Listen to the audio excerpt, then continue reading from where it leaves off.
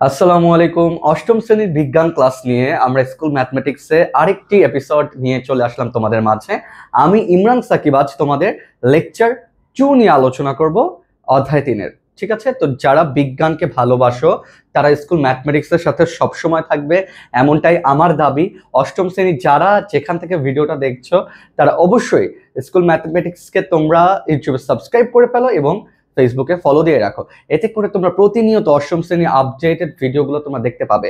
ঠিক আছে, তো দেরি না করে একটু কথায় আসি, সেটা হলো লেকচার 2। লেকচার 1 অলরেডি আমরা করে ফেলছি। যারা লেকচার 1 দেখোনি তারা লেকচার 1 এখনই দেখে ফেলো। লেকচার 1-এর পর লেকচার 2টা করতে বসো, তাহলে তোমার জন্য সহজ হবে। লেকচার 2তে মূলত আমরা প্রচ্ছেদন নিয়ে আলোচনা করব। মূলত আমরা কি নিয়ে? প্রচ্ছেদন নিয়ে আলোচনা করব। ঠিক আছে, লেকচার 2তে মূলত আমরা প্রচ্ছেদন নিয়ে আলোচনা করবো। এখন ভাইয়া প্রচ্ছেদন জিনিসটা কি, এটা নিয়ে তো ভাইয়া ডিটেল আপনি পড়ার নাই বা লেকচার 1-এ কিছু বলেন নাই। আজকে লেকচার 2-এর জন্য আমরা এই জিনিসটা মূলত রেখে দিয়েছিলাম। তাছাড়াও এই লেকচার 2-তে শেষে আমরা পানি এবং খনিজ লবণ শোষণের যে প্রক্রিয়াটা তার সম্পর্কে আরেকটা ধারণা নিব। ঠিক আছে, তাহলে আমরা অধ্যায় 3-এর লেকচার 2টা স্টার্ট করতে যাচ্ছি। তোমরা যারা যেখান থেকে দেখছো তারা অবশ্যই, আবারও বলছি, একটা খাতা নাও, বই নাও, সামনে কলম নাও, পেন্সিল নাও, দেন যেটা ইম্পর্টেন্ট সেটা খাতায় লিখবে, নোট করবে, তার যেটা বইতে দাগাতে বলবো সেটা দাগাবে। এভাবে করে আমাদের অধ্যায়টা আমরা আজকে শেষ করবো, কারণ এটা আমাদের আজকে লাস্ট এপিসোড। ঠিক আছে, অধ্যায় 3-এর 2টা এপিসোড, তার মধ্যে 1 আমরা করে ফেলেছি আর 2 আজকের। ঠিক আছে, তো আমরা এটা শুরু করতে যাচ্ছি। দেখো, তোমাদের জন্য আমরা যে স্লাইডটা রেডি করেছি তার মধ্যে প্রথমে আমরা প্রচ্ছেদন টপিকটা দিয়েছি। বলো কি দিয়েছি? প্রচ্ছেদন। ঠিক আছে, এই প্রচ্ছেদনের বাংলা নামটা মনে রাখবা, ট্রান্সপিরেশন। সরি, ইংলিশ নামটা হলো ট্রান্সপিরেশন। এটা ইংলিশে ট্রান্সপিরেশন বলা হয়। আর আমি বললাম না বাংলা নাম, হ্যাঁ, বাংলায় আরেকটা নাম আছে যেটাকে বলা হয় বাষ্পমোচন। বাষ্পমোচন, ঠিক আছে, বাষ্পমোচন। এখন ভাইয়া প্রচ্ছেদন থেকে কোশ্চেনটা কি আসতে পারে আপনি একটু আমাকে বলেন তো কাইন্ডলি। মনে রাখবেন এখানে ফার্স্ট কোশ্চেনই আসবে, প্রচ্ছেদন কাকে বলে। প্রচ্ছেদন কি অথবা কাকে বলে? প্রচ্ছেদন কি অথবা কাকে বলে? তো প্রচ্ছেদন কাকে বলে এটা যখনই আমরা পড়তে যাচ্ছি তখন এটা সংজ্ঞাটা ভালোমতো লিখে রাখা জরুরি। বইতে আছে, আমরা কাইন্ড অফ ওইটাই একটু লেখার চেষ্টা করব। মনে রাখবে এখানে নিচে লেখো উদ্ভিদ তার দেহ থেকে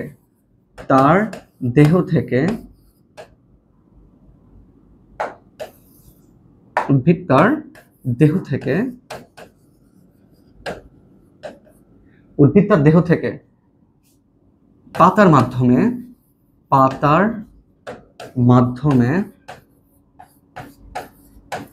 যে প্রক্রিয়ায়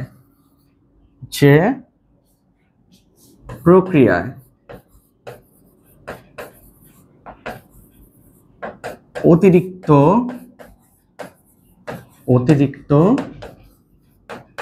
পানি বের করে দেয়,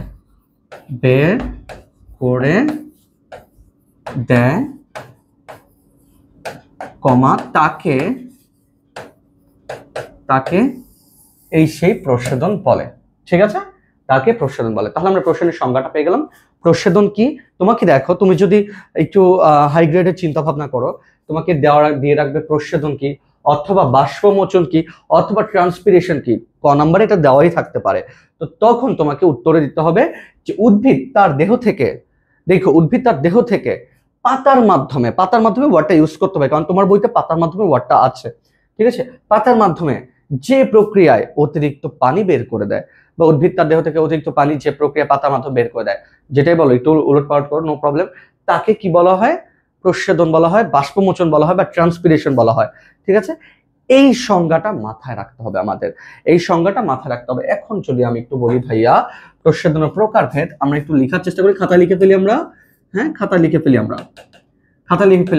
বায়োলজি বা বায়োলজি রিলেটেড যেসব অধ্যায়গুলো পড়বো সেগুলো খাতায় না লিখলে একটু প্রবলেম আছে। ঠিক আছে, বিজ্ঞানের এই জিনিসগুলো আমাদের খাতায় লিখে পড়তে হয়।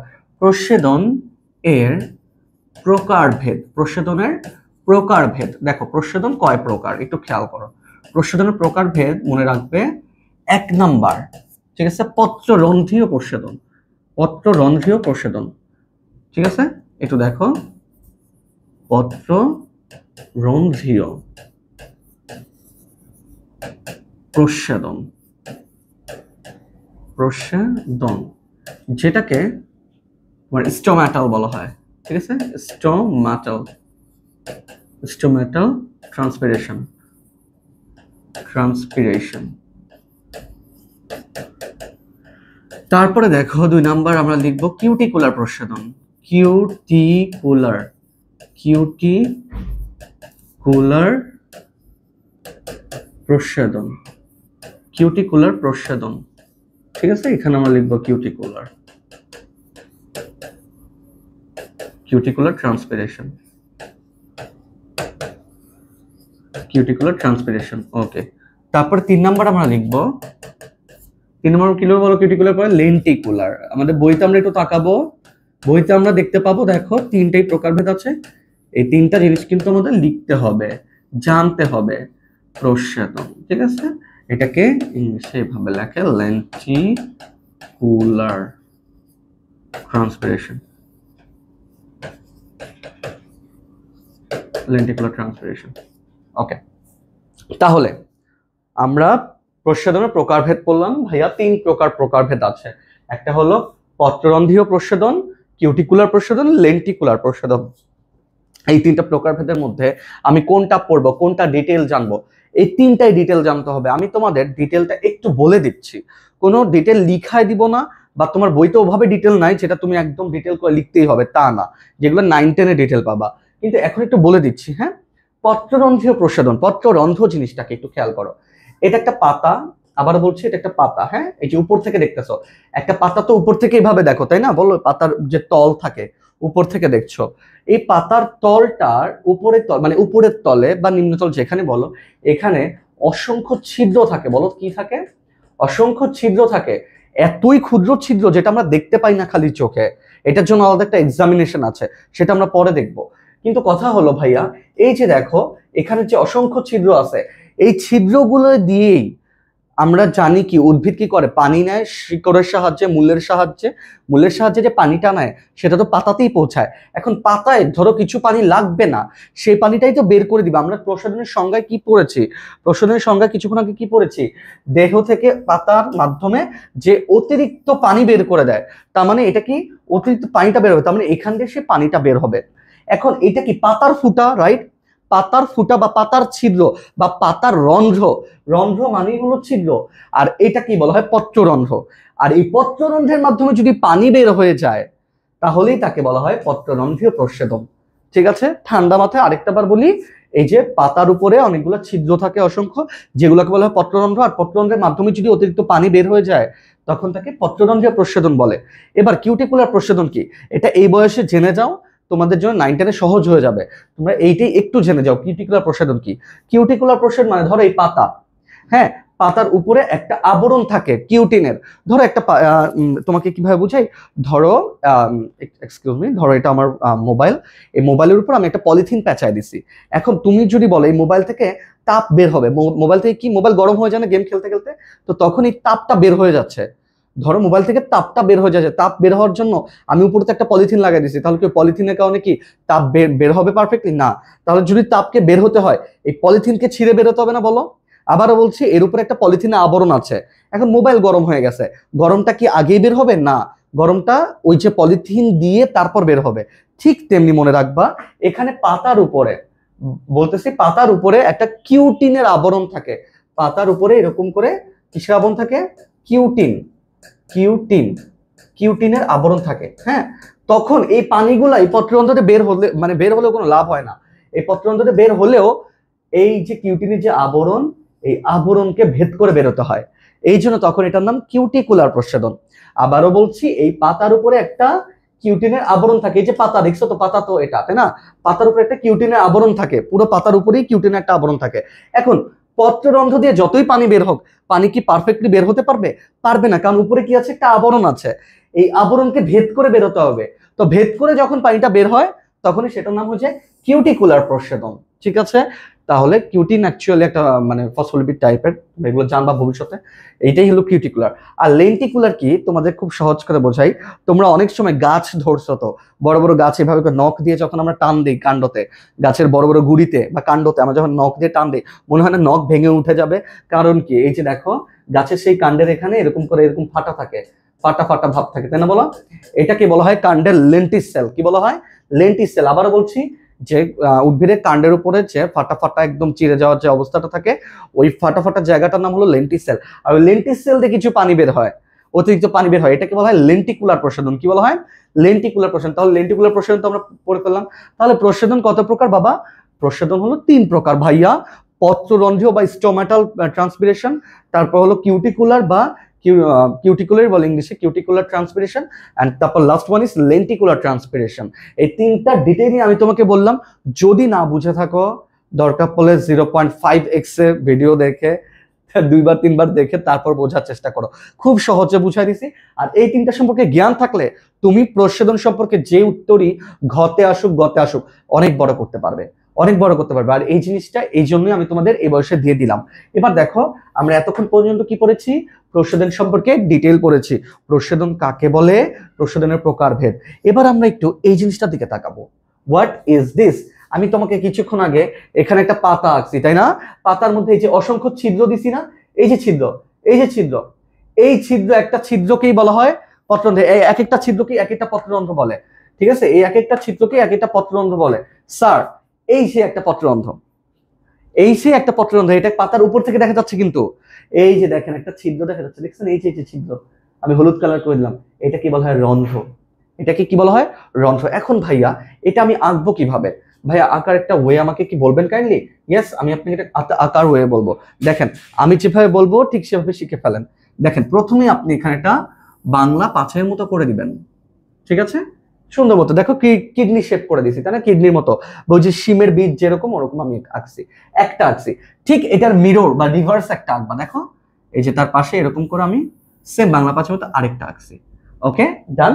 কত সুন্দর হয়ে গেছে, দেখছো জিনিসটা? দেখো এখন কত সুন্দর লাগতেছে, তাই না? দেখো এই দুটাকে বলা হয় রক্ষী কোষ। একটু পরে বুঝো রক্ষী কোষ জিনিসটা কি। এবার আমরা তো সূর্যের আলো আঁকি, তাই না? বিভিন্ন দৃশ্য আঁকি না? শরৎকাল, বর্ষাকাল, তারপর গ্রীষ্মকাল, গ্রীষ্মকালে সূর্যের আলো আঁকি না? ঠিক তেমনি দেখো এখান থেকে একটা দাগ দিবা, এখান থেকে একটা দাগ দিবা, একটু বাঁকা বাঁকা করে রাখবা। এখান থেকে একটা অবলিক রাখবা, এখান থেকে একটা অবলিক রাখবা, এখান থেকে অবলিক রাখবা, এখান থেকে অবলিক রাখবা, ঠিক আছে? আর যাওয়ার দরকার নেই। এবার এটা এটা এভাবে করে মিলিয়ে দাও, এটা এটা মিলিয়ে দাও। দেখো একটু বাঁকা করে রাখছে, কিন্তু দেখো বাঁকা করে আছে, ঠিক আছে? এগুলো মিলিয়ে দাও, এন্ড লাস্টে এটাও মিলিয়ে দাও। আমাদের পত্ররন্ধ্র চিত্র বলতে গেলে শেষ। দেখো এটা কি পত্ররন্ধ্র? এই যে যে ছিদ্রটা দেখতেছো না, এটাই সে পত্ররন্ধ্র। এটা পেন্সিল দিয়ে একটু শ্যাডো করে দিবে, এটা পেন্সিল দিয়ে কি করে দিবে? একটু শ্যাডো করে দিবে, এটা পেন্সিল দিয়ে শ্যাডো করে দিবে। এবার তুমি এটা চিহ্নিত করো, এটা স্কেল দিয়ে দাগ দিয়ে এটা বলে দিবা কি বলতো? এটা বলে দিবা রন্ধ্র। এটাই সেই রন্ধ্র, রন্ধ্র, ঠিক আছে? এবার এই যে দেখো তো রন্ধ্রকে ঘিরে আছে দুইটা সেল, তাই না? এই যে দেখো, এই যে এটি তো ফাঁকা রন্ধ্র, ফুটা। এই ফুটার বাইরে দুইটা সেল আছে, রাইট? এই দুটা সেলকে বলা হয় স্পেসিফিকলি, মনে রাখবে, এরকম দুইটা দাগ দিবা, এরকম করে লিখে রাখবে রক্ষী কোষ, রক্ষী কোষ, রক্ষী কোষ, ঠিক আছে? রক্ষী কোষ। আর এই রক্ষী কোষের মধ্যে কি থাকবে? নিউক্লিয়াস থাকবে, ক্লোরোপ্লাস্ট থাকবে। এই দেখো আমি একটা নিউক্লিয়াস আঁকলাম, এখানে দুইটা কোষ, তাই না? এই দেখো এটা একটা আর এটা একটা, হ্যাঁ এটা একটা নিউক্লিয়াস। বলে এই নিউক্লিয়াসটা কার? এই নিউক্লিয়াসটা রক্ষী কোষের। এই নিউক্লিয়াসটা কার? এই রক্ষী কোষের। তাহলে এটাকে বলবো আমরা রক্ষী কোষের নিউক্লিয়াস, রক্ষী কোষের নিউক্লিয়াস, রক্ষী কোষের নিউক্লিয়াস। ওকে, রক্ষী কোষের নিউক্লিয়াস। ওকে, এবার আমি এখানে কিছু ক্লোরোপ্লাস্ট আঁকবো। 1 2 3, তিনটা ক্লোরোপ্লাস্ট। এখানে আমি তিনটা ক্লোরোপ্লাস্ট আঁকবো। এই দেখো সুন্দর করে এখানে ক্লোরোপ্লাস্ট আঁকা আছে, ক্লোরোপ্লাস্ট। কারণ এখানে কিন্তু ক্লোরোপ্লাস্ট থাকে, এই ক্লোরোপ্লাস্টটা দেখাতে হয় বাবা। তোমরা যদি মনে করো যে না আমি দেখাবো না, তোমার বয়স কম, দরকার নাই, তুমি দেখাবো অবশ্যই। এখানে টান দিয়ে এটা লিখবা রক্ষী কোষের ক্লোরোপ্লাস্ট, রক্ষী কোষের ক্লোরোপ্লাস্ট, ক্লোরোপ্লাস্ট, ঠিক আছে? ক্লোরোপ্লাস্ট। ওকে, আমার পত্ররন্ধ্র পেয়ে গেলাম। রক্ষী কোষ পেয়ে গেলাম, রক্ষী কোষের নিউক্লিয়াস পেলাম, রক্ষী কোষের ক্লোরোপ্লাস্ট পেয়ে গেলাম। এবার এইগুলো কি ভাইয়া, এই যে পাশে এগুলাও সেল, এগুলো কি সেল? এই সেলগুলোর নাম হলো সহকারী কোষ, সহকারী কোষ বা সাহায্যকারী কোষ, যেটাকে ইংলিশে বলা হয় সাবসিডিয়ারি সেল। ঠিক আছে, সাবসিডিয়ারি সেল। আর এই দেখো সহকারী কোষের প্রত্যেকটা পাশে একদম কোনায় কোনায় নিউক্লিয়াস দিয়ে দিবে, প্রত্যেকটা পাশে কোনায় কোনায় নিউক্লিয়াস দিয়ে দিবে। ঠিক আছে, এখন তার মানে তুমি এটা সহকারী কোষ লিখলে, আর এটা কি সহকারী কোষের নিউক্লিয়াস, সহকারী কোষের, সহকারী কোষের নিউক্লিয়াস। ভাইয়া এই কয়টা যদি জিনিস দেখাতে পারো, টিচার ওখানেই তোমার প্রতি মানে গুড ইন্টেনশন নিয়ে আসবে যে এই ছেলে অনেক কিছু জানে, এই মেয়ে অনেক কিছু জানে। নিচে অবশ্যই লিখবা চিত্র একটি পত্ররন্ধ্রের গঠন, পত্ররন্ধ্রের গঠন, একটি পত্ররন্ধ্রের গঠন। ব্যাস, পত্ররন্ধ্রের গঠন কি দিয়ে গঠিত? তাহলে ফার্স্টে আমি কি আঁকছি? বিন শেপ দুইটা এই রক্ষী কোষ আঁকছি বা গার্ড সেল, তারপর ওখানে নিউক্লিয়াস ক্লোরোপ্লাস্ট দিয়েছে, তারপর এখানে আমি রন্ধ্র আইডেন্টিফাই করেছি। এবার আমি পাশ দিয়ে সাবসিডিয়ারি সেলগুলো এঁকেছি। সাবসিডিয়ারি সেলের কি আছে? নিউক্লিয়াসও আছে, বা সাবসিডিয়ারি সেল মানে সহকারী কোষ, সহকারী কোষের নিউক্লিয়াস গুলো আছে। চিত্র কি? একটি পত্ররন্ধ্রের গঠন। That's it, that's it. আমরা যদি এইটুকু ভালো মতো করতে পারি, আমাদের দেখো চিত্রটা দিকে একটু তাকাও, দেখো আমি যা আঁকছি সেম। দেখো তো এই যে রন্ধ্র, তাই না? এই দেখো তো রন্ধ্রের নিউক্লিয়াস, দেখছো? তারপর দেখো রন্ধ্রের সরি রক্ষী কোষের নিউক্লিয়াস, তারপর রক্ষী কোষের ক্লোরোপ্লাস্ট, তারপর এই দেখো রক্ষী কোষ, তারপর দেখো এখানে আবার কোষ প্রাচীর ওয়ার্ডটা দিছে, এটা একটু দিও, কোষ প্রাচীর দিলেও খুব সুন্দর দেখায় জিনিসটা, কারণ রক্ষী কোষের কোষ প্রাচীর আছে। তারপর সহকারী কোষ, দেখছো? আর এটা কি? সহকারী কোষের নিউক্লিয়াস। চিত্র কিসের চিত্র? একটি পত্ররন্ধ্রের গঠন। কতটা সুন্দর করে তোমার বইতে আঁকা আছে, তুমি কি এখন দিবা না এটা? অবশ্যই তুমি এটা পরীক্ষার জন্য ভালো মতো চিত্র আঁকবে, পড়বে। যদি দিয়ে দেয় যে হ্যাঁ একটা পত্ররন্ধ্রের চিত্র আঁকো, চিহ্নিত চিত্র আঁকো, তখন আমি যেটা দিয়েছি একদম হুবহু এটা দিলেই এনাফ। 3-3 কেউ আটকাতে পারবে না। আবারও বলছি, প্রথমে আমি একটা এরকম করে কি আঁকবো? গার্ড সেল আঁকবো একটা, তারপর মিরর আরেকটা, দুইটা মিলে দুইটা গার্ড সেল হয়ে গেল। এটা আমি চিহ্নিত করলাম, তাই না? এই যে এরকম রক্ষী কোষ লিখে। ঠিক আছে, এবার এই দুইটা কি? রক্ষী কোষের নিউক্লিয়াস। এই দেখো রক্ষী কোষের নিউক্লিয়াস, আমি এটা চিহ্নিত করছি। তারপর এই তিনটা কি? এই তিনটা কি? রক্ষী কোষের ক্লোরোপ্লাস্ট। এই দেখো আমি টান দিয়ে এখানে লিখেছি রক্ষী কোষের ক্লোরোপ্লাস্ট। ঠিক আছে, এবার দেখো আমার এই ভেতরে কাজ হয়ে গেল। এবার একটু বাইরের দিকে আমরা এরকম করে সেলগুলো এঁকে নিয়েছিলাম। কিভাবে এঁকেছি তা তো দেখেছো। এই সেলগুলোর নাম হলো, মনে রাখবা, সহকারী কোষ। কি কোষ? সহকারী কোষ। আর সহকারী কোষেও কি আছে? নিউক্লিয়াস আছে। এগুলোর নাম হলো সহকারী কোষের নিউক্লিয়াস। তোমার বইতে আরেকটা এক্সট্রা যেটা দিছে, এই দেখো এটা একটা রক্ষী কোষ না বলো? এই যে রক্ষী কোষ, এই রক্ষী কোষের এই যে এটা কি দেয়াল না? এটা রক্ষী কোষের কোষ প্রাচীর। তাহলে তুমি এখানে লিখো কোষ প্রাচীর। কোষ প্রাচীর কার কোষ প্রাচীর? রক্ষী কোষের।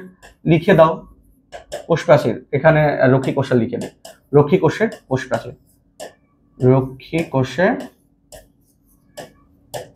রক্ষী কোষের কোষ প্রাচীর। ঠিক আছে, এই যেটা রক্ষী কোষ, রক্ষী কোষ মানে গার্ড সেল। তাহলে এই যে জিনিসটা, বিলিভ মি, এই জিনিসটা একটা পত্ররন্ধ্র, এরকম হাজার হাজার পত্ররন্ধ্র একটা পাতার উপর আছে। এই যে একটা পাতা, এই যে একটা পাতা, এই যে একটা পাতা আঁকছি আমি, এই পাতার মধ্যে অসংখ্য হাজার হাজার পত্ররন্ধ্র আছে, হাজার হাজার ফুটা। এই যে ফুটা, এই ফুটা, এই একটা ফুটাই আমি এখানে আঁকছি। ঠিক আছে, এটাই সেই পত্ররন্ধ্র। আর এদিক দিয়ে অতিরিক্ত পানি বের হয়ে যায়। এদিক দিয়ে কি হয়ে যায়? অতিরিক্ত পানি বের হয়ে যায়। আর তোমার বইতে যে লেন্টিসেলের চিত্রটা আছে, আমি একটু বুঝিয়ে দিই, তেমন আসে না খুব একটা। এই যে দেখো, এটা হলো কাণ্ডের কাণ্ডের যে বাইরের প্রাচীর, সেটা ফেটে যায়, কাণ্ডের প্রাচীরটা ফেটে যায়। দেখো ফেটে ফেটে গিয়ে যে দেখো মাঝখানে ফাঁকা হয়ে গেছে, দেখছো? এই যে ফাঁকা, এই যে ফাঁকা জায়গাটা, এই ফাঁকা জায়গা দিয়ে দেখো পানি বের হয়, অতিরিক্ত অতিরিক্ত কি বের হয়? পানি বের হয়। আর এই ফাঁকা জায়গাটাকে কি বলা হয়? লেন্টিসেল। কি বলা হয়? লেন্টিসেল। মানে এই ফাঁকা জায়গাটাই লেন্টিসেল, মনে রাখবা। ঠিক আছে, এই লেন্টিসেল। আর এটার মাধ্যমে লেন্টিকুলার প্রসারণ হয়। এটা মূলত কাণ্ডে থাকে। আমরা কিন্তু খুব ভালো মতো পড়ে ফেললাম। তাহলে প্রসারণ সম্পর্কে কোনো ডিটেল আর জানার নাই, শুধু একটা ডিটেল জানার আছে, সেটা হলো প্রচ্ছেদনের গুরুত্ব। প্রচ্ছেদনের গুরুত্ব মনে রাখবা। প্রচ্ছেদন, হ্যাঁ, 1 নাম্বার, দেহ থেকে অতিরিক্ত পানি বের করে দেয়। দেহ হতে অতিরিক্ত পানি বের করে দেয়। অতিরিক্ত পানি বের করে দেয়, বের করে দেয়। আমরা কিন্তু এটা জানি, তাই না? বলো, অতিরিক্ত পানি বের করে দেয়, সংজ্ঞাতে পেয়ে গেছি। তারপরে লিখবা কোষ রসের ঘনত্ব বৃদ্ধি করে। কোষ রসের রসের ঘনত্ব বৃদ্ধি করে। কোষ রস মানে কি? কোষের মধ্যে যে সাইটোপ্লাজমিক ব্যাপারটা আছে, ঠিক আছে, কোষ রসের ঘনত্ব বৃদ্ধি করে, ঘনত্ব বৃদ্ধি করে। তারপর কি করে দেখো তো, কোষ রসের ঘনত্ব বৃদ্ধি করার পর কি করে? তারপর হলো মনে রাখবা, অভিস্রবণিক চাপ নিয়ন্ত্রণ করে, অভিস্রবণিক চাপ নিয়ন্ত্রণ করে, অভিস্রবণিক চাপ নিয়ন্ত্রণ করে, চাপ নিয়ন্ত্রণ করে, নিয়ন্ত্রণ করে। তারপরে ভাইয়া আরো অনেক কিছু আছে, ঠিক আছে, আরো অনেক কিছু আছে, যেমন আমি তোমাকে বলতে পারি এর মাধ্যমে দেহতে আদান প্রদান হয়, মানে খাদ্য পরিবহনও সাহায্য করে এই প্রসাধনের যে অভিস্রবণিক চাপটা। এরকম অনেক ব্যাপার আছে বাবা। তোমার বইতে আমি মানে মিনিমাম 5-6টা পয়েন্ট পাবা, ওই 5-6টা পয়েন্ট সুন্দর করে তুমি এখানে নোট করে রাখবা। আমি কিন্তু খাতায় নোট করতে বলতেছি, রাইট? তার মানে প্রসাধনের গুরুত্ব অবশ্যই ডিটেলসে কিছু লিখবা আগে, প্রসাধন কাকে বলে, প্রসাধনের উপকারিতা, এগুলো লিখে তারপরে এই পয়েন্টগুলো দিবা। এই পয়েন্টগুলো অবশ্যই এইগুলাই যে 1, 2, 3 এগুলো নীল কালি দিয়ে লিখবা, তারপর এগুলো কালো কালি দিয়ে লিখবা। দেখবা একটা খাতার মধ্যে একটা সৌন্দর্য আসবে, আর এটা খুবই সুন্দর হবে। তোমাকে 3-এ মানে 3-এর যদি আসে 3 পাবা, 4-এর যদি যায় তাহলে একটু এক্সপ্লেইন করে বড় করে লিখবা, 4-এ 4ই পাবা, ঠিক আছে? আবারও বলছি, যদি 4-এ আসে এটা যে প্রসাধনের গুরুত্ব ব্যাখ্যা করো, প্রসাধনের সংজ্ঞা দিবা, প্রসাধনের টাইপস বলবা মানে প্রকারভেদ, তারপর প্রসাধনের সময় আরেকটু ডিটেল বানিয়ে লিখবা, তারপরে তুমি এই পয়েন্টগুলো দিবা, দেন লাস্টে একটু উপসংহার বলে দিবা যে এটা যদি না প্রসাধন প্রক্রিয়াটা যদি না হতো, দেহ থেকে অতিরিক্ত পানি বের হতে পারতো না, সেক্ষেত্রে উদ্ভিদ মারাও যেতে পারতো। ঘটনা বুঝতেছো? এখন এইখানে প্রসাধনের গুরুত্বতে একটা টপিক দেওয়া আছে, মনে রাখবা, সেটা সম্পর্কে আমার আজকের দিনে একটা মানে বড় ধারণা দেওয়ার তোমাদের সাথে। প্রসাধনকে বলা হয় নেসেসারি ইভিল, ঠিক আছে? নেসেসারি বানানটা প্রবলেম হয়ে গেল। আচ্ছা, নেসেসারি ইভিল, হ্যাঁ, নেসেসারি ইভিল, ঠিক আছে? নেসেসারি বানান এটাই হবে আই থিঙ্ক। আচ্ছা দেখো, নেসেসারি ইভিল, নেসেসারি ইভিল মানে কি? মনে রাখবা, নেসেসারি মানে হলো প্রয়োজনীয়। নেসেসারি মানে কি বাংলায়? প্রয়োজনীয়, ঠিক আছে? নেসেসারি। ইভিল মানে কি? মনে রাখবা অমঙ্গল বা শয়তান, এরকম করে মনে রাখবা, ঠিক আছে? আমরা জানি ইভিল মানে শয়তান, তাই না? বলো, আমরা এখানে শয়তান বলবো না, এখানে অমঙ্গল বলবো। অমঙ্গল মানে খারাপ দিক, মনে রাখবা। প্রসাধনকে প্রসাধনকে প্রসাধনকে বলা হয়, প্রসাধনকে বলা হয়, মনে রাখবা, প্রসাধনকে বলা হয় নেসেসারি এভিল। আবারও বলছি, প্রসাধনকে বলা হয় নেসেসারি এভিল বা প্রয়োজনীয় অমঙ্গল। তোমাকে এটা খ নাম্বারে দিবে। আবারও বলছি, এটা খ নং আসবে, খ নং কোশ্চেন, বা হচ্ছে ইংলিশ ভার্সনে যারা আছে তারা হলো বি নাম্বার, মনে রাখবা, বি নাম্বারে আসবে, ঠিক আছে? বি নাম্বারে আসবে নেসেসারি এভিল। আবারও বলছি, প্রসাধনকে বা transpiration is known as the necessary evil, অথবা প্রসাধনকে প্রয়োজনীয় অমঙ্গল বলে। কেন? একটু খেয়াল করো, মজা জিনিস, হ্যাঁ, খুবই মজা জিনিস। মানে এটা আবার প্রয়োজনীয় আবার খারাপ কেমনে কি ভাই, বুঝতেছি না। এই যে দেখো, এটা একটা মাটি, মাটি থেকে এখানে তুমি একটা প্ল্যান্ট রাখছো, ভালো কথা। প্ল্যান্ট থাকার পর তুমি এখানে রুটস গুলো আঁকছো, ভালো কথা, সবই বুঝলাম। এখন কথা হলো ভাইয়া, তুমি স্বাভাবিকভাবে পানি পাচ্ছ, পানি আবার বেরও করে দিচ্ছ, আবার পানি বের করে দেওয়ার পর আবার পানি লাগবে, সে পানিটা মাটির নিচ থেকে পাচ্ছ। এখন ধরো কোনোভাবে, হ্যাঁ, কোনোভাবে এটা একটা গাছ, এই গাছটা এখন কোথায় আছে? খরা প্রবণ অঞ্চলে। আমাদের বাংলাদেশে খরা প্রবণ অঞ্চল কোনটা? উত্তরবঙ্গ, তাই না? বলো। এখন উত্তরবঙ্গে এই জায়গায় পানি ফার্স্টে পাইছে, উদ্ভিদটা কি পাইছে? পানি পাইছে। পানি পাওয়ার পরে সেটা প্রসাধনে, মানে সূর্যের এত আলো, সূর্যের আলোতেই কিন্তু প্রসাধন বেশি হয়, সূর্যের আলোতে পানি বের হয়ে গেল বাষ্পাকারে, দেহের পানিগুলো কি হলো? বাষ্পাকারে বের হয়ে গেল। এখন উদ্ভিদ আর মাটি থেকে পানি পাইতেছে না, কারণ কি? মাটি শুকায় গেছে, মাটি পুরো শুকায় গেছে, এখন পানি আর পাইতেছে না। তাহলে সেটা কি হয়ে গেল? উদ্ভিদের জন্য ভালো হইলো না খারাপ হইলো? এই পানিটা বের করে দেওয়া, তার মানে প্রসাধন এই যে পানিটা বের করে দিল, এই পানিটা যদি উদ্ভিদের ভেতর থাকতো তাহলে উদ্ভিদ একটু কাজে লাগাতে পারতো না, বলো? এই জন্য এটা একটা খারাপ দিক। এটা কি একটা খারাপ দিক? প্রসাধন একটা খারাপ জিনিস, যে এটা হয়ে গেল তো পানিগুলো বের হয়ে গেল, পরবর্তীতে আর পানি পাবো না খরা প্রবণ অঞ্চলে। বাট হ্যাঁ, বাট এমন একটা অঞ্চল, একটু খেয়াল করে, এমন একটা অঞ্চল যে অঞ্চলে তোমার পানি ইজিলি পাওয়া যায়, উদ্ভিদ ইজিলি পানি পায়, খেয়াল করো, উদ্ভিদ এখান থেকে ইজিলি পানি পাচ্ছে। এখন উদ্ভিদ এখান থেকে পানি বের করে দেওয়ার কথা না? বের করেই দেয় নাই, বের করে দিচ্ছে না, মানে প্রসাধন হচ্ছে না। প্রসাধন যখন হচ্ছে না, তাহলে বলো, উদ্ভিদের দেহে অনেক পানি জমে গেল না? উদ্ভিদের দেহে অনেক পানি জমে গেল না? সেটাও একটা খারাপ।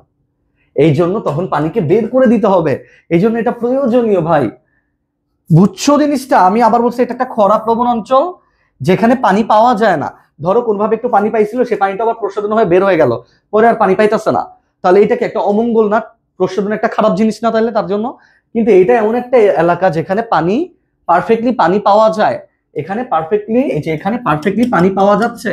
এই পানি পাওয়া যাচ্ছে বিধায় দেখো, পানিগুলো যখন এই যে পানি পাওয়া যাচ্ছে বিধায় যখন এদিকে যাবে তখন প্রশোধনটা হওয়ার কথা না? প্রশোধন হচ্ছে না। প্রশোধন না হওয়ার কারণে পানি কি অতিরিক্ত জমে আছে না এর মধ্যে?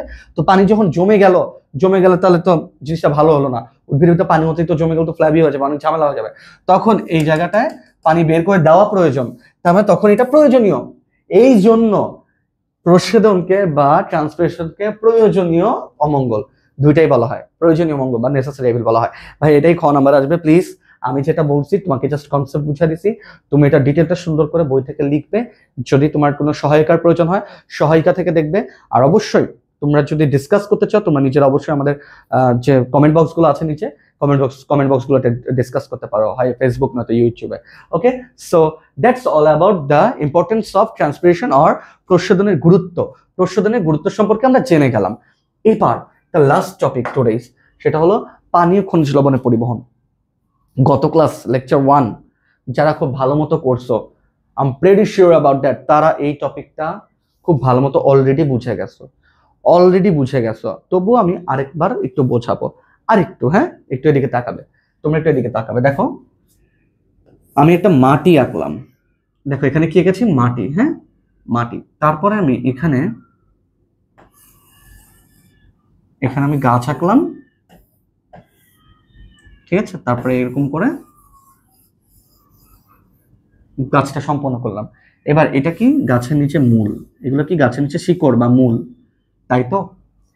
এই মূলগুলোর গায়েও আবার এরকম করে দাড়ির মতো আছে, এগুলোকে বলা হয় মূল রোম। বলো কি বলা হয়? মূল রোম। তাহলে আমি বেসিক জায়গাগুলো চিনতে পারছি তো? আবারও বলতেছি, এটাকে বলা হয় গাছ, পারফেক্ট। আর এটাকে বলে মূল। এটা কি? মূল। এগুলো মূল। আর এই যে চুলের মতো বা দাড়ির মতো জিনিসগুলো দেখতে পাচ্ছ, এগুলোকে বলা হয় মূল রোম। এবার ঘটনা দেখো, এগুলোকে বলা হয় মাটির কণা। এগুলোকে কি বলা হয়? মাটির কণা। মাটি তো আমরা তো দেখি মাটি, কিন্তু অ্যাকচুয়ালি মাটি এগুলো কণা আকারে থাকে। কি আকারে থাকে? কণা। এগুলো হলো মাটির কণা, এগুলো হলো মাটির কণা। আর এই মাটির কণার ফাঁকে ফাঁকে, মনে রাখবা, মাটির কণার ফাঁকে ফাঁকে এখানে পানির কণাও থাকে। বলো কি থাকে? পানির কণা। এই যে পানির কণা, বেসিক ক্লিয়ার? তাহলে মাটির কণার ফাঁকে ফাঁকে পানির কণাও আছে। খেয়াল করো, এই পানির কণাগুলো এখন ডিরেক্ট কোথায় চলে যাবে? উদ্ভিদের ভেতর চলে যাবে। কারণ আমরা কি জানি, আমরা ছোটবেলা থেকে পড়ে আসছি, উদ্ভিদ তার নিজের খাদ্য তৈরি করার জন্য মাটি থেকে পানি সংগ্রহ করে বা পানি শোষণ করে। এবার আমরা একটা বেসিক দিয়ে দিচ্ছি, একটা জিনিস লিখেছি শোষণ, আর একটা জিনিস লিখেছি পরিবহন। দুটা কিন্তু ডিফারেন্ট জিনিস। এই দুটা নিয়ে আজকে আমাদের পড়া। হ্যাঁ, এটা কি বলেছে? পানি ও খনিজ লবণের কি পরিবহন বলেছে না আজকে দিনে? তার মানে আমরা পড়তেছি কি? পরিবহন।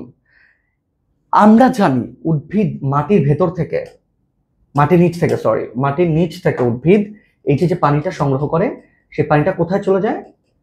মূলের ভেতর দিয়ে কাণ্ড থেকে পাতা পর্যন্ত চলে যায়, তাই না? কিভাবে যায় সেটাই আমরা আজকের দিনে একটু পড়বো। সবাই ঠান্ডা মাথায় বুঝো, আমি যেটা বলবো সেটা বলার চেষ্টা করবে। ওকে, দেখো কি বলতে চাচ্ছি। এটার নাম কি? কিছুক্ষণ আগে দেখলাম আমরা মূলরোম। এগুলোর নাম কি? মূলরোম, তাই না? দাড়ির মতো, আমি বললাম দাড়ির মতো। এই মূলরোম দিয়ে সবার প্রথমে, এই যে দেখো এখানে যদি দেওয়া নেই, মূলরোম দিয়ে সবার প্রথমে পানিগুলো শোষিত হবে। কি হবে? শোষিত হবে। আবারও বলতেছি, শোষণ হবে। কি হবে? শোষণ। তার মানে পানিগুলা মূলরোম দিয়ে কোথায় যাবে? মূলের ভেতরে যাবে। আবার বলছি, পানিগুলো মূলরোম দিয়ে, আবার বলছি কি? মূলরোম দিয়ে, মূল দিয়ে না কিন্তু। আবারও বলছি, পানির কণাগুলো মূলরোম দিয়ে কোথায় যাবে? মূলের ভেতর যাবে। মূলের ভেতর শোষিত হবে। শুধু পানি না, এখানে পানির সাথে খনিজ লবণ অ্যাড থাকে। আমরা কি জানি? লবণ পানি মিক্স করলে শরবত হয় না? লবণ পানি মিক্সড হয়ে যায় না? লবণ কি তখন আর দেখা যায়? ঠিক তেমনি মাটির নিচে কিছু লবণ থাকে, ওই লবণগুলো পানির মধ্যে কি মিক্সড হয়ে থাকে বা দ্রবীভূত হয়ে থাকে। ওই দ্রবীভূত লবণ আর পানি মিলে এই দেখো মূলরোম, এই যে দাড়ি এই যে দাড়ি, এই যে দাড়ি এই মূলরোম দিয়ে প্রবেশ করে কোথায় চলে গেল? মূলে। কোথায় চলে গেল? মূলে। দেন এই মূল থেকে কোথায় চলে গেল? কাণ্ডে। কাণ্ড থেকে কোথায় যাবে? শাখা প্রশাখা, দেন পাতা। তাই তো, এটা আমরা জানি, কাণ্ড থেকে শাখা প্রশাখা দেন পাতা। কে নিয়ে যাবে? This is the question. এই যে নিয়ে যাবে তার সেই হলো পরিবাহক, সেই মেনলি পরিবহন করে। কি করে? এই যে দেখো এই পর্যন্ত, এই যে দেখো এই যে দাড়ি দিয়ে পানিটা মূলে ঢুকাইছে, এটাকে বলে শোষণ। এটাকে কি বলে? শোষণ। এই যে শোষণ আমার হয়ে গেছে, ভালো কথা। কিন্তু এই যে পানিগুলা এই মূল থেকে যে কাণ্ডে চলে যাবে, কাণ্ড থেকে পাতায় চলে যাবে, এইটাকে বলা হয় পরিবহন। ঠিক আছে, তাহলে শোষণ আর পরিবহনের পার্থক্য বুঝছি আমরা। শোষণ হলো মাটির কণার সাথে যে পানিগুলো থাকে, এই পানির কণাগুলা মূলরোমের সাহায্যে মূলের ভেতর প্রবেশ করে, এটা কি বলে? শোষণ। কিন্তু এই মূল থেকে কাণ্ড হয়ে পাতা পর্যন্ত যে চলে যায়, এটাকে বলা হয় পরিবহন। মনে রাখবা, আমি লিখে দিচ্ছি, পানি মূল হতে কাণ্ড পর্যন্ত নিয়ে যায় কে? মনে রাখবা, জাইলেম। কি? জাইলেম। বাংলা এটাকে জাইলেম বলে, জাইলেম। ঠিক আছে, জাইলেম কি? মনে রাখবা, জাইলেম এক ধরনের টিস্যু বা কোষ, যেটাই বলো। এই যে এখানে সেই কোষগুলো থাকে, এই যে কোষ দেখছো, মাঝখান দিয়ে কোষগুলো উঠতেছে, কোষগুলো মাঝখান দিয়ে উঠে উঠে উঠে উঠে এই যে শাখা প্রশাখার দিকে যায়, এই যে কোষগুলো দেন একদম সবার শেষে পাতায় যে পৌঁছায়। তাহলে দেখো তো, এই যে মূল থেকে এই জাইলেম গুলো কোথায় নিয়ে যাচ্ছে? পানিকে পাতায় নিয়ে যাচ্ছে না? তার মানে এই পানিগুলো কার সাহায্যে যায়? জাইলেমের সাহায্যে। আবার বলছি, কার সাহায্যে? জাইলেমের সাহায্যে পানিগুলো উপরে উঠলো। উপরে উঠে কি সারা দেহের পাতায় ছড়ায় দেয় না? দেহে ছড়ায় দেয় না, পাতায় ছড়ায় দেয়। বলো কোথায়? পানিগুলো পাতায় নিয়ে যায়। এবার ধরো এখানে একটা পাতা আঁকছি, এই পাতার মধ্যে কি পানি চলে গেছে। আবার পাতা কি অক্সিজেন, আমরা পড়ছি না সালোক সংশ্লেষণ প্রক্রিয়াটা? পাতার মধ্যে কি হয়? খাদ্য তৈরি হয়। মনে রাখবা, পাতার মধ্যে এখানে খাদ্য এখন তৈরি হয়ে গেল। সেই খাদ্যটা ঠাস করে এখন সারা দেহে ছড়া যাবে। সেই খাদ্যটা ছড়িয়ে যাবে কার মাধ্যমে? আমি তো অন্য ডিফারেন্ট কালার দিয়ে দেখাই, ধরো এই গোলাপি কালারটা দিয়ে দেখাই। এই পাতার মধ্যে যে খাদ্য তৈরি হলো, সেটা এই যে দেখো ফ্লোয়েম টিস্যু দিয়ে। কি টিস্যু? ফ্লোয়েম টিস্যু দিয়ে সারা দেহে ছড়া যাবে। ধরো এখানে খাদ্য তৈরি হয়েছে, এই খাদ্যটা এদিক দিয়ে যে এদিকেও চলে যেতে পারে, এই খাদ্যটা এদিকে যে এদিকেও চলে যেতে পারে, এই খাদ্য এখান থেকে ফ্লোয়েমের মাধ্যমে এসে এদিকেও চলে যেতে পারে, এদিকেও ইভেন মূলেও চলে যেতে পারে। এদিকে, কারণ কি এখানে কোষ আছে, এদের খাবার লাগবে না। আবারও বলছি, পাতায় খাদ্য তৈরি হয়ে গেল, সেই খাদ্যটা নামিয়ে আনবে বা বিভিন্ন জায়গায় পৌঁছে দেবে কে? ফ্লোয়েম। কে? ফ্লোয়েম। তাহলে আমি জাইলেমের একটা কাজ পেলাম, রাইট? জাইলেমের কাজ পেলাম। তাহলে ফ্লোয়েমের কাজটা কি? মনে রাখবা, পাতা হতে সমগ্র দেহে খাদ্যের পরিবহন। ঠিক আছে, তার মানে এটা কার কাজ? ফ্লোয়েমের কাজ। কার কাজ? ফ্লোয়েম। ঠিক আছে, ফ্লোয়েম। আমি যদি ভুল না করে থাকি, ফ্লোয়েম এভাবেই লেখে। হ্যাঁ, ফ্লোয়েম, PHLOEM, ফ্লোয়েম। তাহলে দেখো তো বাবা, আমি জাইলেম ফ্লোয়েম দুইটা জিনিস পেলাম। জাইলেম কি করে? মূল থেকে পানিগুলোকে নিয়ে পাতা পর্যন্ত নিয়ে যায়। আর ফ্লোয়েম কি করে? পাতা থেকে প্রস্তুতকৃত খাদ্য সারা দেহে ছড়িয়ে দেয়। এই দুইটা জিনিস পরিবহন করতেছে না বাবা? এখান থেকে একবার এখানে নেয়, আর এখান থেকে একবার এখানে নামায় উঠায়, তাই না? জাইলেম ফ্লোয়েমের কাজ কি? পরিবহন না? এই জন্য জাইলেম ফ্লোয়েমকে একত্রে বলা হয় পরিবহন টিস্যু। একটু আমরা লিখে রাখি, হ্যাঁ, একটু কষ্ট করে লিখে রাখি। জাইলেম, একটু খাতায় লিখে রাখেন, এই জিনিসটা খুব কাজে লাগবে। জাইলেম এবং ফ্লোয়েমকে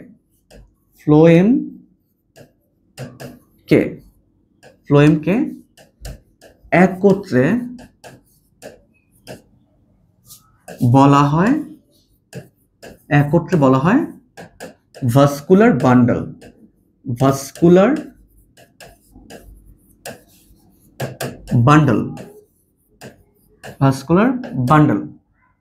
আর এই ভাস্কুলার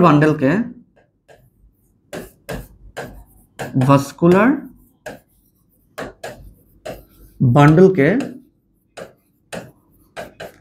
একত্রে বলা হয় পরিবহন টিস্যু, পরিবহন টিস্যু, পরিবহন টিস্যু। তাহলে বাবা আমি কি দেখলাম, জাইলেম এবং ফ্লোয়েম এই দুটাকে মিলে একত্রে কি বলা হয়, ভাস্কুলার বান্ডেল বলা হয়। আর এই ভাস্কুলার বান্ডেল জাইলেম ফ্লোয়েম একটা থাকে না, অনেকগুলো থাকে আমার দেহে, মানে একটা উদ্ভিদের দেহে। এই জাইলেম ভাস্কুলার বান্ডেলকেই একত্রে, সব ভাস্কুলার বান্ডেলকে একত্রে কি বলা হয়, পরিবহন টিস্যু। মূলত এরা কি করে, উপরে খাদ্য নিয়ে যায়, সরি পানি নিয়ে যায়, খনিজ লবণ নিয়ে যায় এবং খাদ্য নামায় সারা দেহে বা খাদ্য ছড়িয়ে দেয় সারা দেহে। This is known as the মানে কি বলবো এটাকে, ট্রান্সপোর্ট করা বা পরিবহন করা, ঠিক আছে। Vascular system, actually vascular system কি সেটা এখন বুঝবা না তোমরা, জাস্ট পরিবহন টিস্যু বলা হয়, এটুক মাথায় রেখো, ঠিক আছে। তো আমরা এতক্ষণ পর্যন্ত যা যা পড়লাম, মূলত আমরা আজকে প্রসাধনকে বেসিক প্রায়োরিটি দিয়েছি। দেন লাস্ট একটা টপিক বললাম, পানি এবং খনিজ লবণ পরিশোষণ বা পরিবহন, সরি, পানি এবং খনিজ লবণের পরিবহন। সো আজকের দিনের যে লাস্ট টপিকটা ছিল লেকচার 2, লেকচার 2 কি খুব কঠিন কিছু না, লেকচার 2 অপেক্ষাকৃত সহজ। লেকচার 1 এর চেয়ে লেকচার 2 সহজ। কিভাবে, লেকচার 1 এ অভিশ্রবণ, ব্যাপন ছিল, ইম্বাইবিশন ছিল, ব্যাপার ছিল, একটু কঠিন কঠিন একটা টার্ম ছিল। কিন্তু লেকচার 2 তে আমরা জাস্ট প্রসাধন পড়ছি, প্রসাধনের সংজ্ঞা পড়ছি, প্রকারভেদ পড়ছি, ডিটেল পড়ছি, প্রসাধনের গুরুত্ব পড়ছি, পত্ররন্ধ্র আঁকা শিখছি, আর তারপর আমরা পানীয় খনিজ লবণের পরিবহন পড়ছি। ভাইয়া তুমি যদি খুব সহজ করে এই দুইটা এপিসোড দেখো, তুমি খুব সহজ করে তুমি যদি চিন্তা করো যে হ্যাঁ আমি নোট করতেছি, সাথে আমি বই দাগিয়ে পড়ছি, সাথে ভাইয়ার লেকচারটা যেটা বুঝতে পারতেছি না জায়গাটা ওটা দুইবার দেখতেছি, দেন বুঝে পড়তেছি, দেন তোমাকে কোথাও যেতে হবে না। স্কুল ম্যাথমেটিক্স তোমার পুরো সিলেবাস কমপ্লিট করার জন্য বদ্ধপরিকর। তোমরা কি করবে বাবা, জাস্ট যেটা বুঝবে না কমেন্ট বক্স আছে, ওখানে কমেন্ট করে, আমরা প্রতিনিয়ত রিপ্লাই দিই। তোমরা আমাদের কমেন্ট বক্স দেখলেও দেখবে আমরা প্রতিনিয়ত রিপ্লাই দিই। আর 2, যেটা তোমরা ভালো বুঝবা বা আমি কোনো টাস্ক দিলাম সেইগুলো যেটাই করবা, সেই রিয়াকশন গুলো কমেন্টে তোমরা একটু বলো যে ভাই আমি এটা বুঝতে পারছি, ভালো লাগছে, বা ভাইয়া এটা অনেক সুন্দর হয়েছে, বা ভাইয়া আমার এটা মানে এইটা, বা ভাইয়া এরকম এরকম কিছু একটা করেন বেটার হবে। তোমাদের যত মতামত আছে সব কমেন্ট বক্সে উপস্থাপন করো। আর আমাদের অবশ্যই স্কুল ম্যাথমেটিক্স সাবস্ক্রাইব করে রাখো, বেল বাটন দিয়ে রাখো, বাজিয়ে রাখো, আর ফেসবুক পেজটা ফলো করে রাখো, ফেভারিটস দিয়ে রাখো। ইউ নো অ্যাবাউট দ্যাট যে স্কুল ম্যাথমেটিক্স তোমাদের জন্য সবচেয়ে গোছানো টপিক, গোছানো ভাবে ক্লাসগুলো নিয়ে থাকে। আর এই জন্য তোমরাই আমাদের সবকিছু, তোমরাই আমাদের পাশে থাকো। আর আমরাও সবচেয়ে বেশি চেষ্টা করবো তোমাদের মন মতো যেন ক্লাসগুলো নিতে পারি, কারণ আমরা চেষ্টা করি তোমাদেরকে সবচেয়ে বেস্ট বেস্ট বেস্ট একটা দেওয়ার, ঠিক আছে। তো আমি ইমরান সাকিব আজকের মতো এখান থেকে চলে যাচ্ছি। তোমরা ক্লাস 8 এ যারা আছো তোমরা অবশ্যই তোমাদের ফ্রেন্ডদেরকে এই চ্যানেল সম্পর্কে বা এই ভিডিও সম্পর্কে শেয়ার করে দাও, জানিয়ে দাও তোমাদের সবাইকে। আর যারা যেখান থেকে দেখছো সবাইকে শুভকামনা জানিয়ে আমি আজকের মতো চলে যাচ্ছি। আল্লাহ হাফেজ সবাইকে। পরবর্তীতে কোনো অন্য চ্যাপ্টার নিয়ে অন্য এপিসোডে তোমাদের সাথে দেখা হয়ে যাবে।